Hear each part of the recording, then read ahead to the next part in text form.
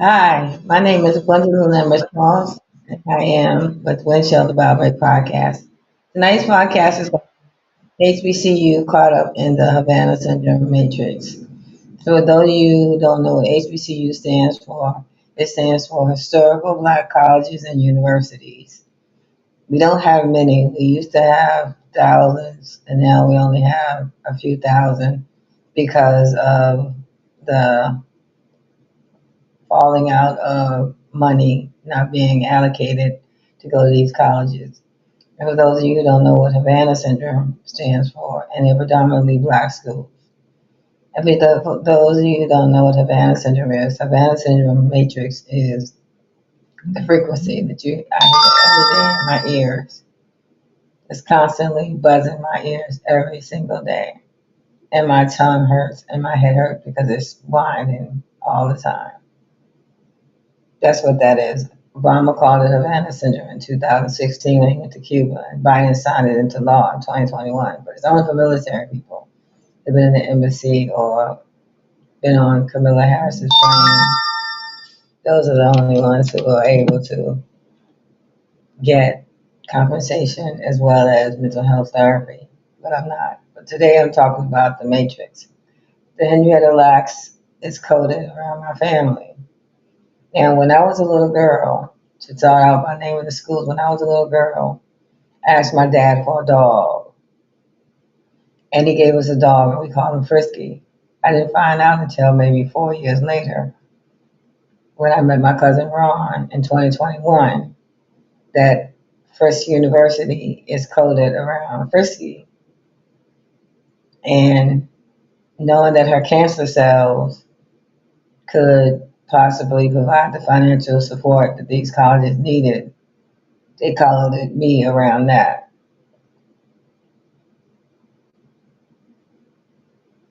I want to say that also they coded my date boyfriend that I used to date, who used to play for the New York Knicks. His name is Anthony Mason, and he played number 14. And he went to Tennessee State. That's another HBCU that's coded around me.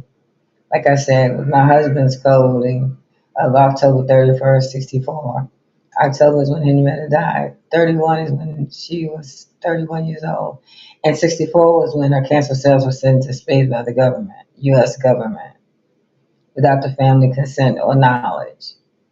Well, and we also lived in Yankee Stadium, where the zip code is 10451. So if you put a slash or a hyphen between 10, that's October 04, that's October 4th, the day she died. 51, that's the year she died, 1951. So with Anthony Mason, he went to Tennessee State. But I asked him a question one day when we went out on a date, and I was like, do you chose to go to a school outside of New York City? Because New York City is big and New York City got a lot of schools. And he said no. He chose Tennessee State because Fisk University, that's what all the girls are. So I was like, oh, okay, that's what all the girls are. But not only that, Mary McLeod Bethune-Cookman, she also is an HBCU. She started HBCU with only $1.50. Yes, only $1.50. And she is the great great aunt of friends of mine. We grew up in the same neighborhood.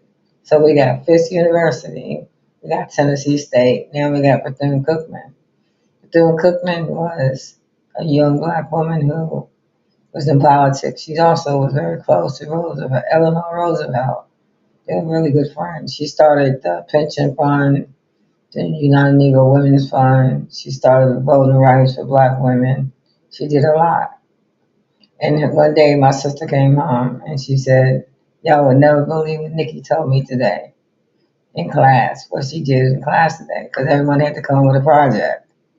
So that project was whatever you want to report on. So she decided to report on her aunt. And I have Havana syndrome, so I'm a little slow tonight because it's been really activated the last few weeks, and it's been having me talk slow and my voice is kind of like cracky. But never mind that. I'm used to it. I've been having this thing on me for 24 years, going on 24 years now. So getting back to Nikki, Nikki did a report on a lady called Mary McLeod with them, and she said, come to find out that that's Nikki's aunt. And Nikki McLeod with them Cookman started a college, or HBCU, down in Daytona Beach with only $1.50 for only girls. And now it became co-ed where it's for girls and boys. And well, I was really shocked sitting at the dinner table because we studied Mary McLeod Bethune Cookman in history class. So studying her in history class, I was really shocked to know that she was a part of Nikki's life, and Nikki lived right across the street, her and her brother Bubba. And Bubba is Mary McLeod Bethune the third, and he's really good friends with my brother. Now, my dad lives in Bowie. Bowie State is a HBCU. Now, I know many of you probably don't know where all these colleges are, but I can tell you that they are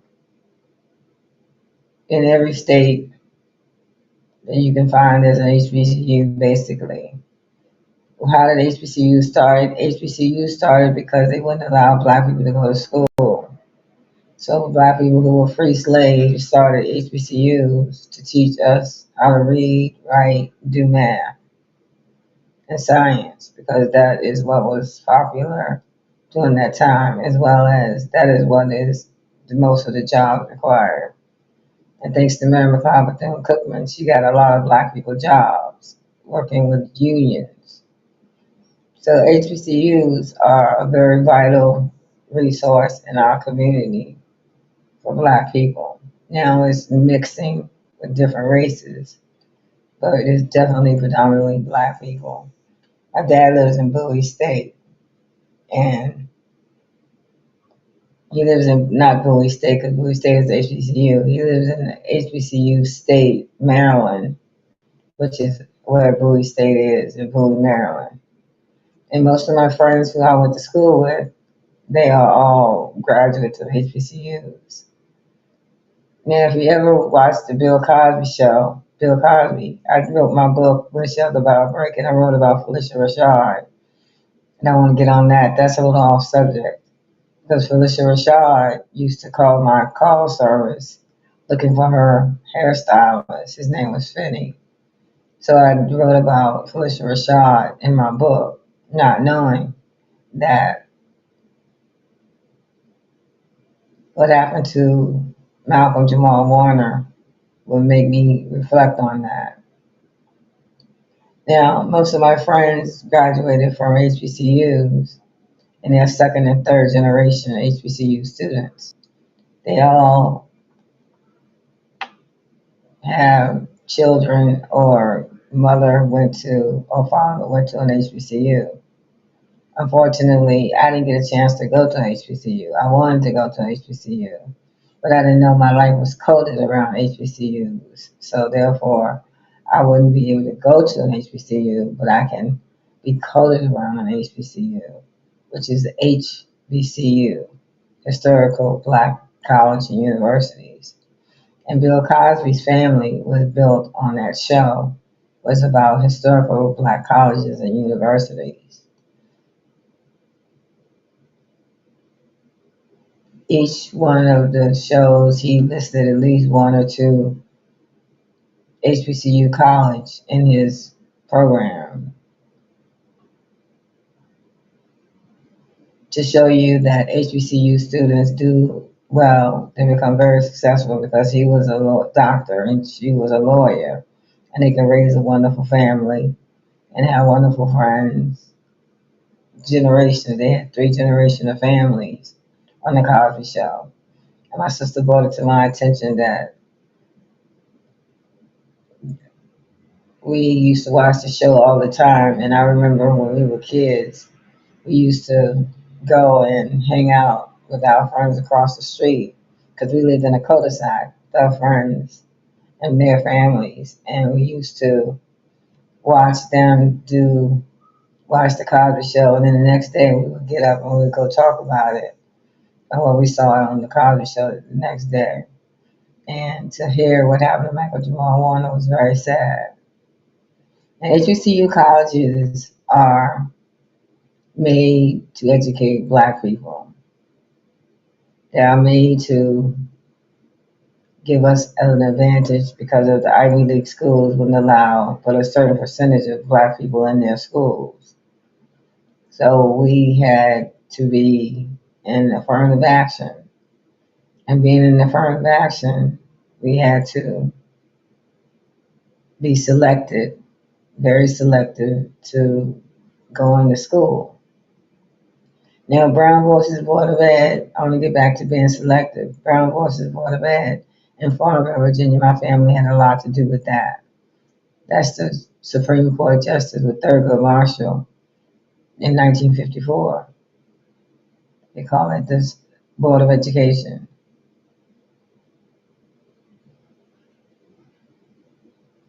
And he had a lot to do with that, making sure that we were able to segregate schools, integrate schools, because schools were segregated. And we changed the fact that Blacks and whites can't go to school together, that they can go to school together and they can be educated together. And there's nothing going on between little white boys and little Black girls and little white girls and little Black boys other than learning. And that was a difficult thing for a lot of parents who saw that their kids were going to be mixed in with school, thinking that we were dumber than they were. So getting back to Brown Voices Board of Education, they changed that in 1954, but a lot of schools wouldn't allow their kids to integrate. And so down in Farmville, the kids were out of school for 5 years. It's called a blackout. And it's a blackout because that means they couldn't go to school. They couldn't go to college because they couldn't get an education. They couldn't get a diploma to be able to go to school.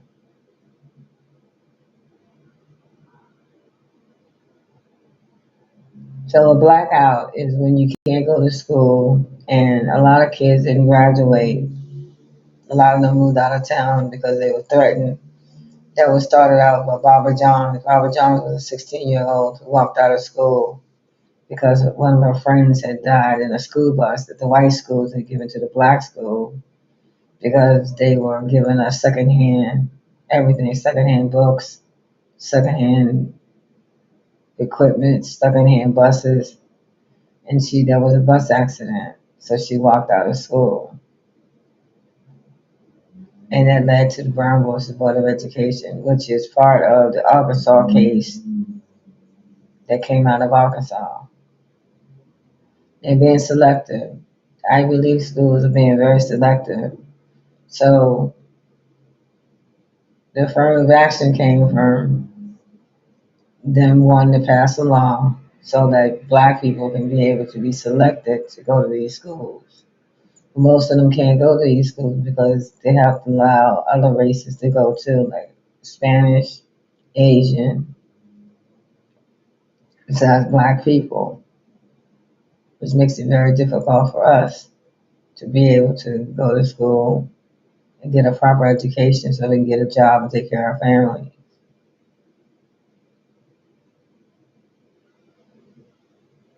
If the Brown Voices Board of Ed tried to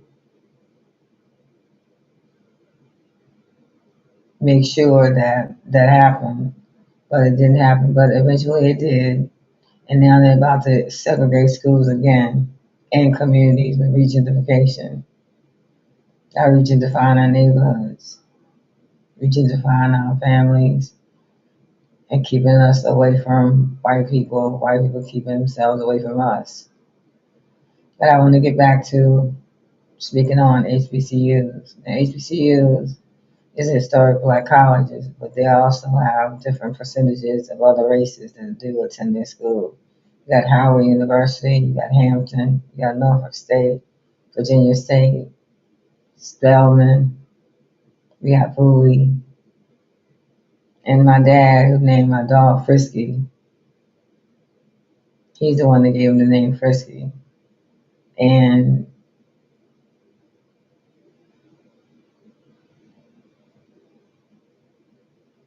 he's the one who decided to name my dog Frisky. And Frisky is definitely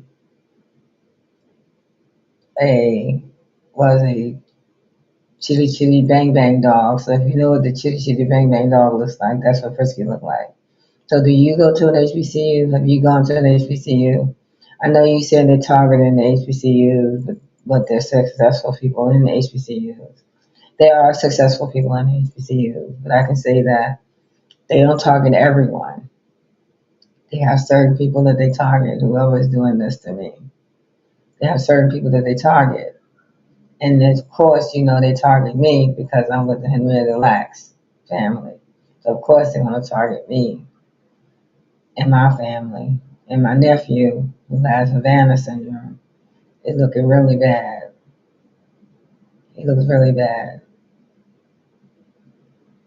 And I wanted to say that because I saw him maybe a month ago, and he looks terrible. Because it's constantly buzzing, it's constantly grinding. As you can hear by the way that I talk, I can barely talk. I can barely to be able to pronounce words. And words like that is very important when you're going to an HBCU, going to a college. But they trace me on my phone number. My phone number is 471. That's not my phone number. My phone number is 687-0451. They also track me on my phone because you put 04, that's October 4th, 1951. That's the same year that she died, the same day that she died. So they are tracking me because of her. So I would like my podcast to be a lot longer tonight, but unfortunately, because of the Havana syndrome, it won't be as long as it should be. I do want to say this about Malcolm Jamal Warner. Malcolm Jamal Warner was a very good guy. He was really trying to help out the black community. I saw part of his podcast, and his podcast was very interesting. It was very good, and he talked a lot about interviewing people on black neighborhoods and black communities. Like, not all black people. Not all black people are poor. Not all black people are rich. Not all black people are not poor. Not all black people don't go to school. Not all black people live a certain way. And that's the name of this podcast. Not all black people. Not all blacks. So that was something that was very interesting to me when he died. I learned that. I didn't know that before because otherwise I would have been watching his show because I could learn something from him. And from Felicia Rashad that I put her in my book, which is ironic that she's in my book and I wrote about her. And she is the mother of HBCUs, in my opinion, because she had the most beautiful presence about herself. And she was motherly to everyone. You could tell she was a mother to every single person. I don't care what color you are, but definitely the black community. And the black community realizes that after Jamal Warner died, that the Cosby Show was definitely a hit show. It definitely was a show that you want to talk about when you're talking about HBCUs, historical black colleges, and you don't want to lose that. You don't want to lose the fact that historical black colleges is the reason why a lot of black people have been successful because of that.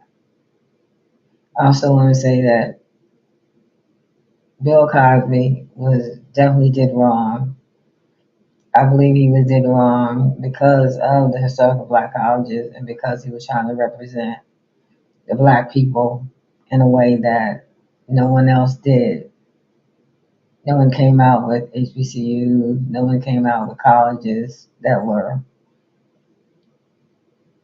geared toward Black people. It's almost like it's a curse to do things for Black people.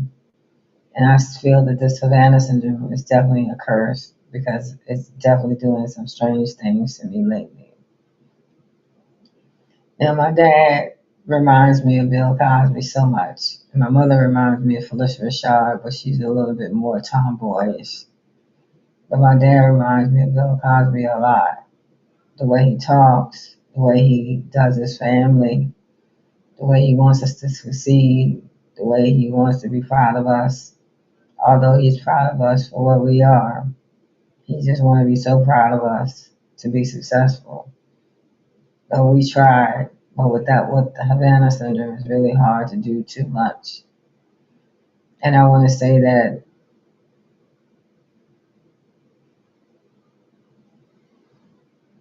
I'm so grateful that my dad was able to be the person that he was so that he can be able to take care of his family. And he did a great job of doing that. So whenever I think of Bill Cosby, I think of my dad. I love my dad, and I think he's one of the greatest men on the planet. As for my mom is a tough cookie. She's a very tough cookie. She's a lot like Felicia Rashad. And she's very colorful in her speech. If you know what that means that she curses a lot. But she still is my mom, and I still love her. So I want to say that HBCUs are a gift to us, and we should appreciate them. We should never take for granted that they'll always be here because we're losing HBCUs every day, it seems. It seems like we're just losing our HBCUs, and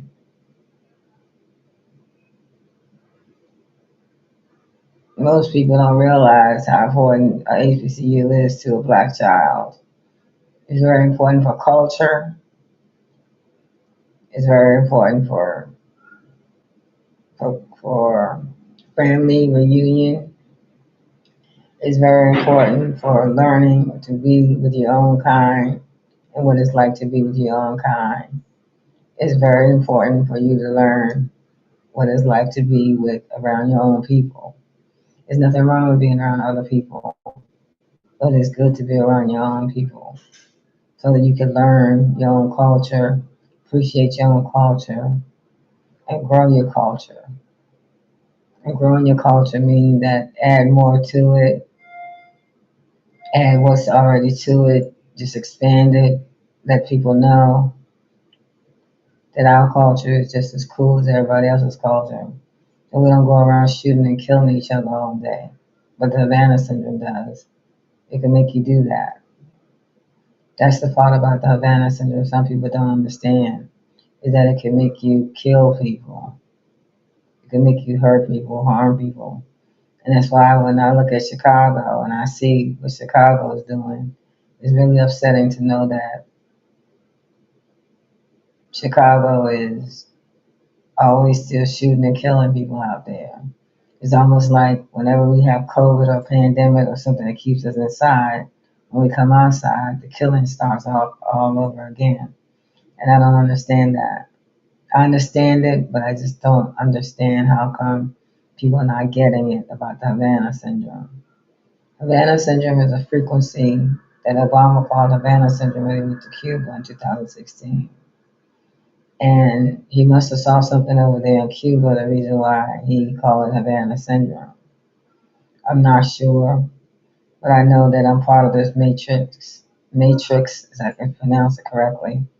I'm part of this matrix of the Havana syndrome that Obama called Havana syndrome, and Biden signed it into law. He would not have signed it into law if it wasn't real.